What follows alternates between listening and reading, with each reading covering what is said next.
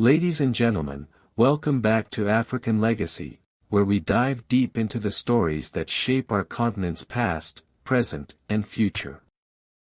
Today, we're unpacking a moment that sent shockwaves through the global diplomatic arena, a fiery exchange at the United Nations Human Rights Council in Geneva that pitted a steadfast African leader against a formidable American jurist.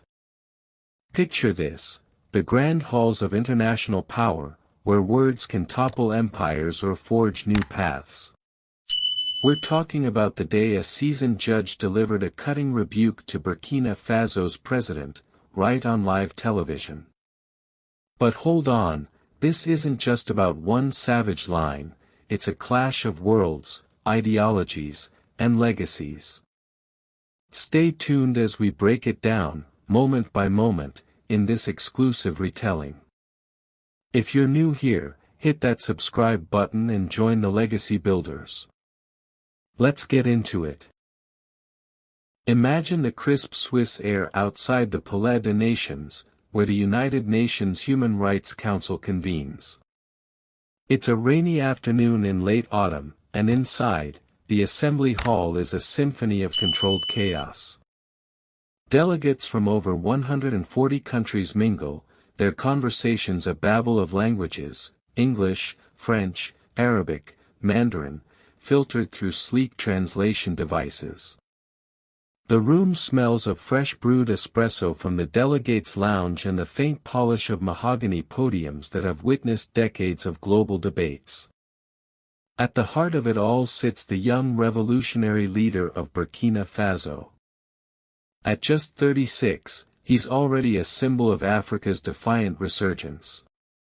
Dressed in his signature olive-green military uniform, adorned with subtle national insignia, he exudes the quiet intensity of a man who stared down coups and colonial shadows. His journey here wasn't easy. A 12-hour flight from Ouagadougou, accompanied by a tight-knit team of advisors who speak in hushed tones about strategy. His hands, marked by years of field training, rest steadily on his briefing notes. He's here to challenge the status quo, to voice the frustrations of a continent tired of external meddling in its affairs. Across the aisle, in the North American delegation section, is a veteran of the U.S. federal bench. His dark suit and tie are impeccable, his silver hair neatly combed, and behind his frameless glasses burns the analytical fire of a legal mind honed at Yale Law School. Born to Chinese immigrants who fled political turmoil, he grew up in California's bustling courtrooms, where he learned early that law isn't just rules, it's power. Appointed to the bench in his early 40s, he's known for landmark decisions on civil rights and international trade disputes. Today, he's not just observing. He's prepared to interject if the conversation veers into what he sees as dangerous territory. The moderator, a seasoned Swiss diplomat, calls the session to order with a firm rap of the gavel.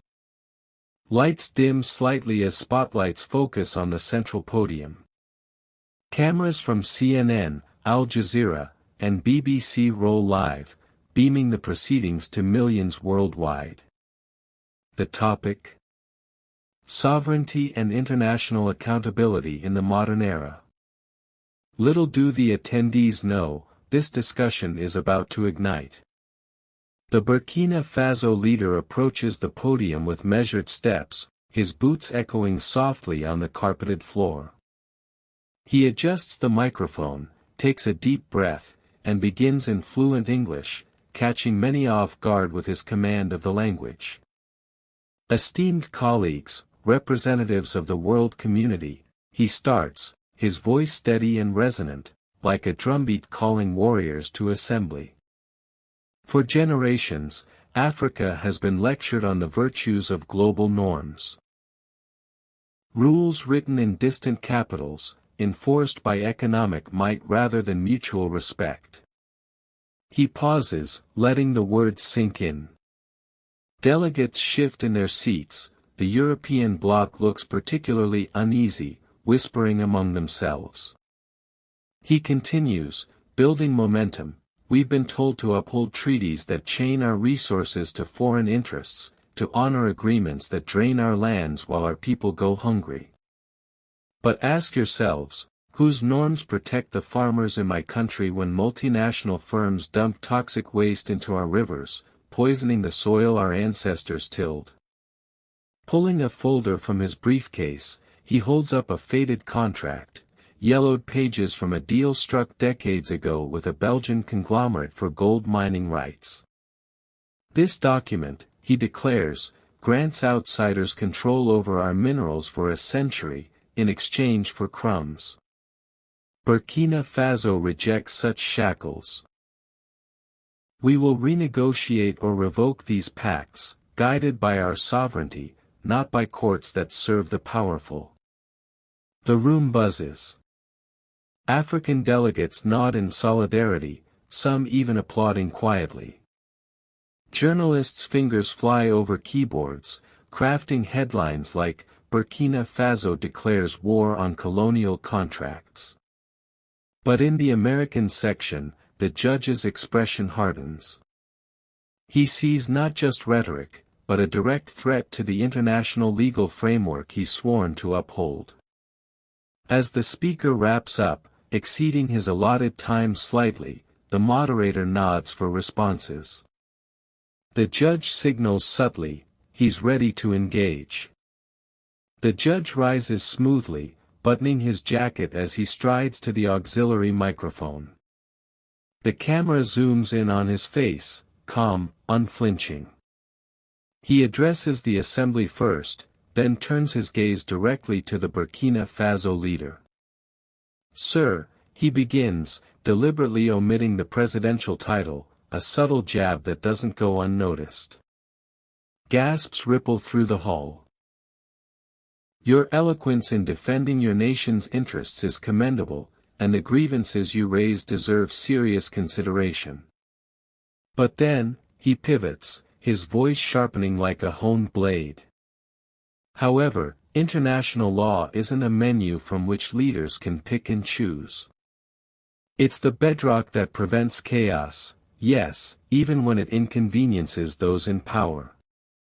He leans forward slightly, emphasizing each word. You speak of poisoned rivers and exploited peoples, yet tearing up valid agreements unilaterally isn't justice, it's the path to isolation and conflict. The chamber falls hushed as he builds to his climax. He removes his glasses, polishes them methodically with a handkerchief, a dramatic pause that heightens the tension, then replaces them and delivers the line that will echo across headlines, sovereignty, sir, is not a license to rewrite history at whim. It's a responsibility, and history shows that when leaders discard contracts like yesterday's news, they pave the road to their own downfall with the rubble of broken trust.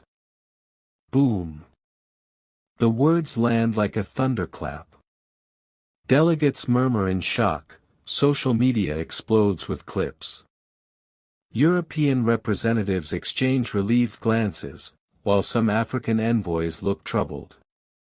The Burkina Faso leader stands stoic at the podium, his jaw set, but the impact is clear. This isn't just a rebuttal, it's a masterful dismantling, turning his passionate plea into what sounds like reckless populism. The moderator calls for a brief recess, but the damage, or triumph, depending on your view, is done. The Burkina Faso leader returns to his seat, his advisors leaning in with urgent whispers.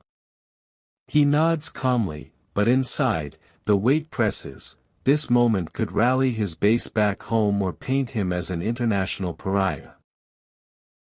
The judge, meanwhile, resumes his notes, his expression unchanged, as if he's just ruled on a routine case. Outside the hall, the press swarm. Judge's epic takedown, blares one outlet. Burkina Faso silenced, asks another. But let's zoom out, this exchange isn't isolated. It roots in centuries of African legacy, from the Berlin Conference that carved up the continent to modern-day resource grabs. The Burkina Faso leader represents the new wave of African leadership, pushing back against neo-colonialism. The judge, on the other hand, embodies the Western legal tradition, forged in Enlightenment ideals but often wielded to maintain economic dominance. As the session resumes, other delegates chime in. A Nigerian representative supports the call for fairer deals, while a German envoy echoes the judge's emphasis on stability. The debate rages, but that one line lingers, a savage reminder of how words can shift power dynamics. Not one to back down, the Burkina Faso leader requests a follow-up statement. Granted a brief slot, he returns to the podium. "You," he says, addressing the judge, his voice unwavering, "wield the law like a shield for the status quo. But remember, the same laws once justified chains on my ancestors and borders drawn without our consent." He gestures to the assembly. Africa's legacy isn't one of submission.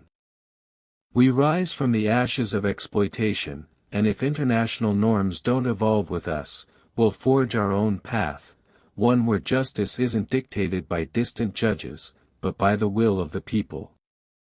Applause breaks out from several sections, restoring some balance. His retort reframes the shutdown, turning it into fuel for the Pan-African fire. As he steps down, the camera captures a faint smile, defiance intact. What a showdown, folks.